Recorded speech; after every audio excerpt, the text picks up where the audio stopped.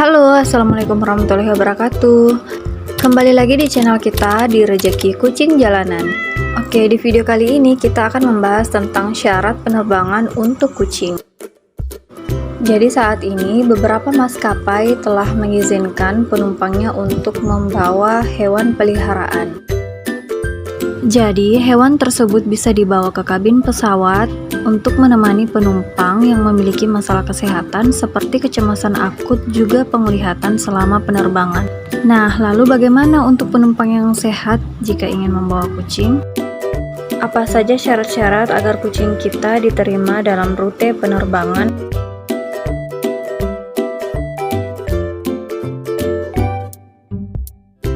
Sebelum berencana membawa kucing kita dengan pesawat, tentunya teman-teman harus mencari informasi maskapai yang memperbolehkan membawa kucing.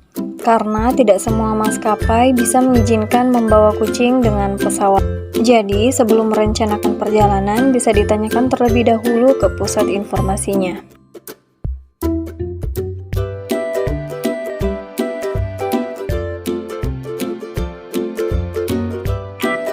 Kemudian, selanjutnya mempersiapkan dokumen untuk kucing.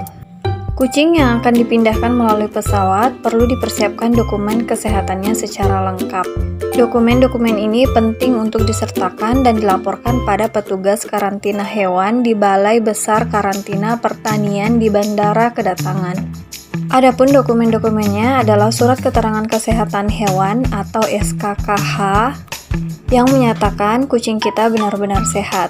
Surat ini dikeluarkan oleh dokter hewan yang berwenang atau dokter hewan di Dinas Peternakan setempat. Kemudian berikutnya buku vaksinasi. Kucing perlu sehat dengan status vaksinasi yang jelas. Vaksin rabies merupakan salah satu vaksin yang wajib sudah dilakukan, karena beberapa daerah di Indonesia belum terbebas dari rabies.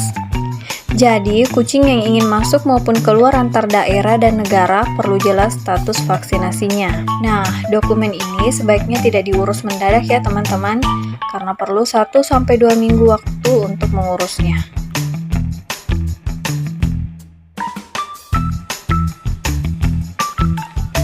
Selanjutnya, datang ke bandara 3-4 jam sebelum jadwal keberangkatan. Kucing yang akan diberangkatkan menggunakan pesawat perlu dilaporkan ke petugas karantina. Agar lebih tenang dan tidak tergesa-gesa, sebaiknya melakukan kedatangan ke bandara lebih awal. Bisa 3-4 jam, bahkan lebih awal lagi sangat disarankan untuk mengurus berbagai dokumen. Badan Karantina Pertanian menyarankan H-2 sebelum keberangkatan untuk mendatangi Balai Karantina Pertanian. Selanjutnya, kita melaporkan kucing ke Balai Karantina Pertanian. Jika akan menggunakan pesawat, kucing perlu dilakukan pelaporan dan pemeriksaan di Balai Besar Karantina Pertanian di Bandara Keberangkatan, serta perlu melaporkan di Bandara Kedatangan. Nah, mengapa perlu dilakukan karantina?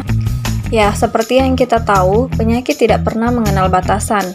Penularan bisa sangat mudah sekali terjadi, terutama pada masa sekarang yang memiliki mobilitas manusia, hewan, tumbuhan, dan komoditas yang sangat tinggi.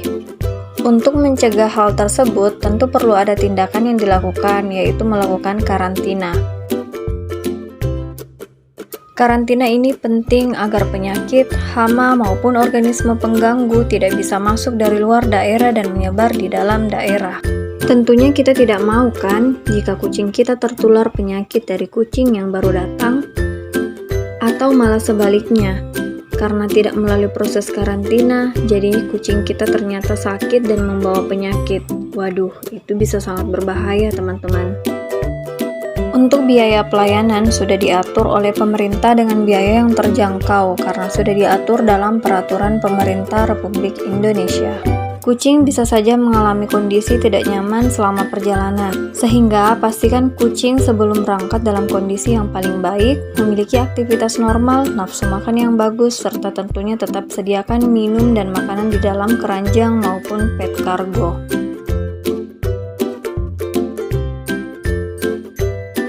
Selanjutnya, surat keterangan yang harus dilengkapi adalah surat izin pengangkutan dari kantor karantina setempat. Jadi, dari balai karantina tersebut, kita mendapatkan surat izin pengangkutan dari kantor karantina untuk ke bandara dan juga sertifikat dari balai karantina tersebut.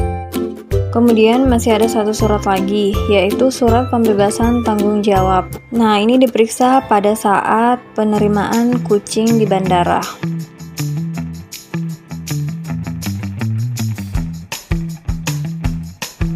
Hal penting lainnya yaitu mempersiapkan budget ekstra.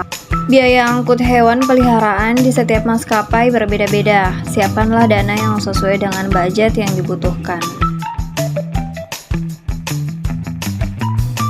Di sini terdapat dua alternatif untuk mengangkut hewan peliharaan ke dalam penerbangan, yaitu kargo dan bagasi. Perlu dicatat, jika hewan peliharaan dibawa sebagai bagasi, ia tidak termasuk dalam pelayanan bagasi penumpang. Hewan peliharaan tetap dikenakan biaya tambahan meskipun bobotnya ringan. Tarif bagasi umumnya lebih mahal dibandingkan dengan kargo. Namun, jasa bagasi memberikan keuntungan tersendiri, yaitu penumpang dapat mengawasi kucing mereka selama perjalanan. Sementara itu, proses penerimaan kargo lebih awal dari bagasi, minimal 8 jam dari sebelum jadwal keberangkatan pesawat. Oleh karena itu, jika teman-teman memilih alternatif kargo, maka teman-teman harus lebih awal lagi berangkat ke bandara. Oke teman-teman semua, sekian untuk video kali ini. Semoga bermanfaat untuk teman-teman semua. Assalamualaikum warahmatullahi wabarakatuh. Sampai jumpa di video berikutnya. Jangan lupa subscribe, like, share, dan komen. Terima kasih.